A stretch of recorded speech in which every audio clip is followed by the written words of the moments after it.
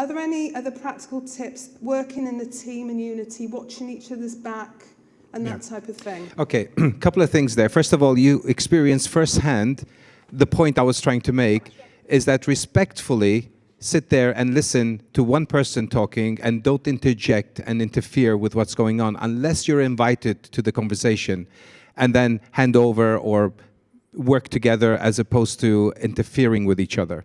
So that was number one. And you can tell the person who's not been trained, they will jump in and interfere and jump in and actually become an annoyance to both person who's witnessing and the recipient, if you like. Especially as a woman, I would recommend strongly that you never go out on your own, right? But you knew that already, but that's part of our training. Make sure you go with somebody else like-minded who's been trained, who knows what they're doing, and you have each other's back. You support each other. The third thing is, if you're standing on a box and declaring what Jesus did on the cross, and somebody comes along and says, I'm a Christian, I'm born again Christian, I love what you're doing, can I join you?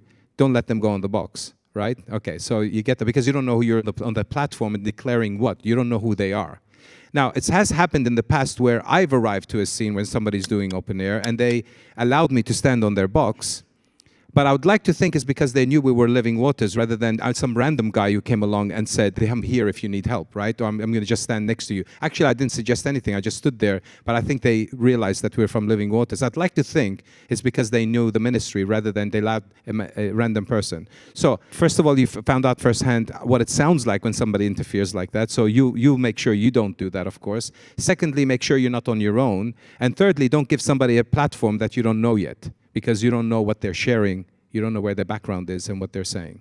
Yeah, 100%. Always make sure you have some recording on you. MP3 for sure. It's become compulsory, if you like, now in the age we live in. I would have done it anyway, to be honest, but please don't go out without an MP3. Press that button. Make sure it's recording the whole time, and at no time switch that off. Right? It doesn't matter. That's your ultimate protection should something happen and you need to give evidence.